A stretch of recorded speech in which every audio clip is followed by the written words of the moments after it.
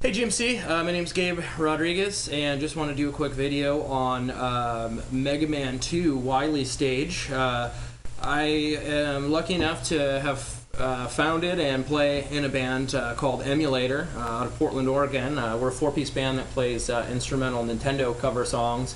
Really difficult material. It's really pushed me to practice technicalities and things that didn't come easy to me. I kind of grew up as your everyday Joe, sloppy, blues, rock, bass, guitar player. So things like playing consistently with a metronome, breaking down really technical riffs weren't my strong suit. But with Emulator, I really had to learn how to do that.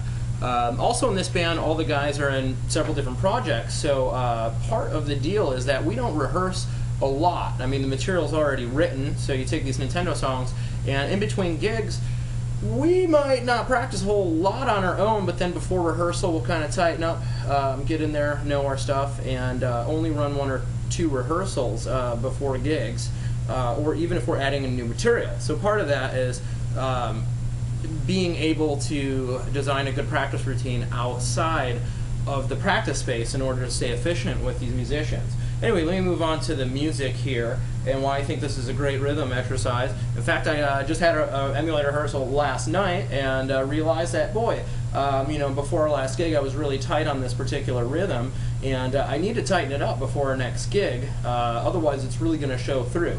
Anyway, here's a quick example, and you can find it on YouTube, Mega Man 2 Wily Stage.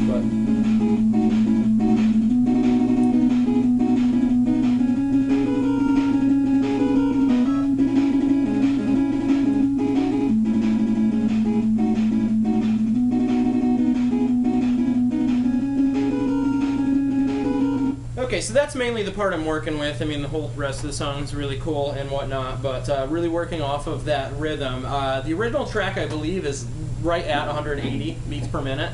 So I like to slow it down a little bit, but not too much. If I slow it down too much, I tend to just, personally, if I slow something down too much, sometimes I don't really have the same fundamentals, and then when I speed it up again, I end up going almost relearning again. So this one I'm going to bring it down to about 165. Also worth noting, my picking thumb will not actually grip a pick totally. Like this thumb here on my left hand, fretboard hand, is very strong, but my right hand one cannot grip a pick very well. So when I'm playing this on stage, I will grip with like a 90-degree angle and grip it right on my thumb joint. So you'll notice that I'm going to be playing it a lot different than most of you, which would have your pick similar, something like this, and might be able to play it a little looser. I tend to have to kind of rip through the string a little bit more. So my form may be a little different than most of you, but anyway. Once again, great rhythm exercise just to kind of break it down.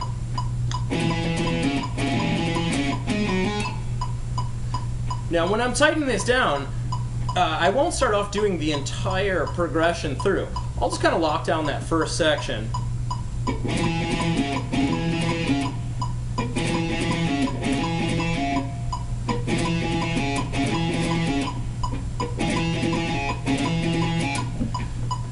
And I'll sit there and work on it at about 165, maybe just a hair slower if I'm kind of playing sloppy like now, because on this particular riff, especially combined with the band, being right on it, if I get off the timing a little bit, the whole song really suffers. So once again, the phrasing kind of behind that is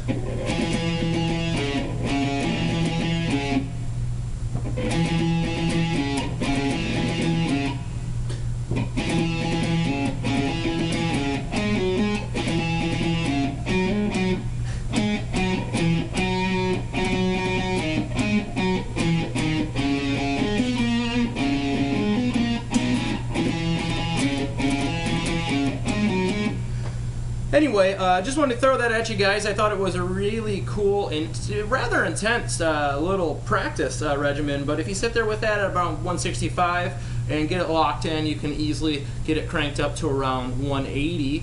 Even if you're not playing in a live band covering this song, I think everybody could really stand to benefit on a lot of levels just from even getting the first half of that riff down. Anyway, hope you enjoy GMC, and we'll talk to you later.